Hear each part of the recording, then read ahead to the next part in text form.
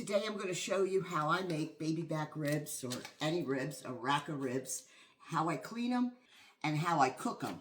We're going to be using the dry rub spice that I made the other day. Go check my video out and see. It's really a good dry rub. You want to take a rack of ribs. These are baby back ribs. And you want to trim any fat that's in excess. But you do want to leave a little. So this is pretty well trimmed, leaving that line of fat. And you want to remove a membrane that's on the back here. You want to use a butter knife, not a sharp knife. You leave this one for the fat. This one is what we're going to use. And you want to come down about 3 ribs down. And you want to get the butter knife underneath the membrane. And you just want to get your finger underneath there so you can start to pull it up. And get yourself a paper towel. You just start to pull back and the membrane will come off. And grab it and pull it up, just like that. The ribs were dry. Now that the membrane's off, we're going to add our dry seasoning. And I'm going to sprinkle a generous amount on top here. And you want to press down this dry rub that we made. This is a very tasty dry rub. You want to do this maybe a half hour before you're going to cook them, so we can seep into the meat of the rib. Turn it over. Want to get the sides. Don't forget the sides. You want to get it all over. This is what's going to give it its flavor while it's slow cooking. Today we're going to put it in a slow cooker. You can also, if you don't have a slow cooker, put them in the oven on a baking sheet like this, covered very, very well, so they can cook slowly. I haven't left an inch uncovered. This is what it should look like. Let it sit a half an hour, and then I'll show you how I'm going to put it into a slow cooker. I don't cut my rack, so the rack has bones on the side, and what we do is we stand up the rack like this. The bone creates a rack, so they're not sitting in the liquid that's going to be coming out of these ribs. So we want to keep them standing up like that the entire time. No liquid, no anything in this crock pot. We just lock it, put it on low, and let them cook.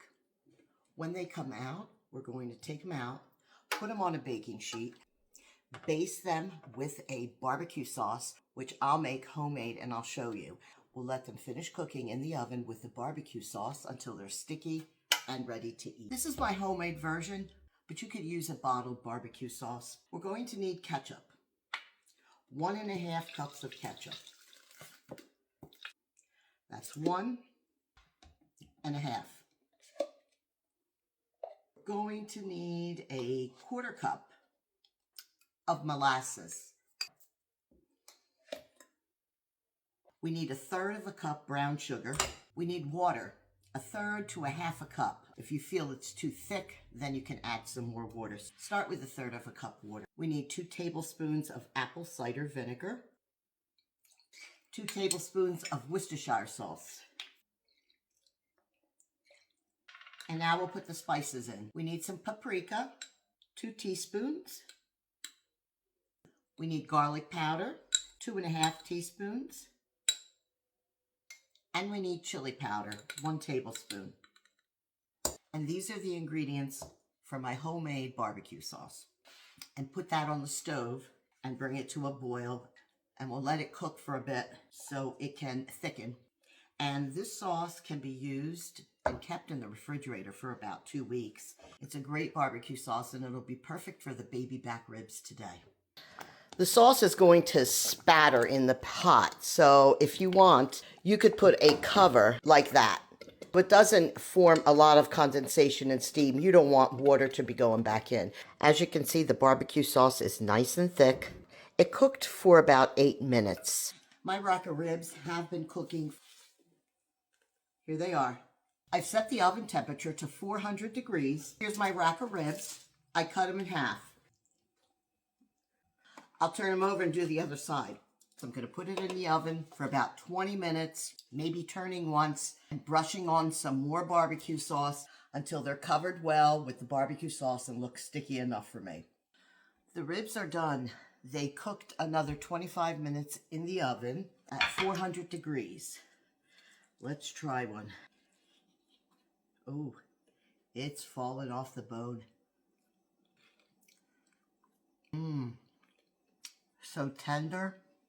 And the barbecue sauce is out of this world. You're going to need to try that. I actually cooked them for 5 hours in the slow cooker. It's a great recipe. It's a good method. If you're a lover of ribs, this is a recipe you need to put into your book. If you like this recipe, follow for more.